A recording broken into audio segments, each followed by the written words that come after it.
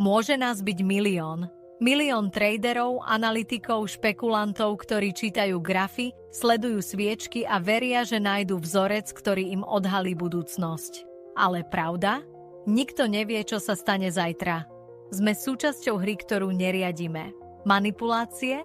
Tie nie sú výnimkou, ale pravidlom. Veľkí hráči ťahajú za nitky, hýbu trhom spôsobom, ktorý bežní ľudia nikdy nepredvídajú. A tak sa snažíme vstúpiť, vystúpiť, chytiť vlnu.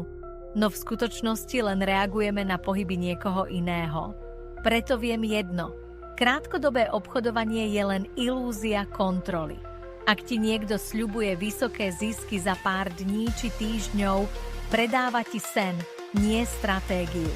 Skutočný úspech nie je v snahe poraziť trh. Je v tom, že ho necháš pracovať pre teba. Dlhodobé držanie je jediná istota v neistej hre. Nie preto, že by eliminovalo riziko, ale preto, že dáva čas pravde, aby sa ukázala. Trh nie je boj, ktorý vyhráš zajtra. Je to cesta, ktorú musíš vydržať. A víťazom sa stáva ten, kto sa naučí nehrať podľa pravidiel veľkých, ale podľa zákonov trpezlivosti.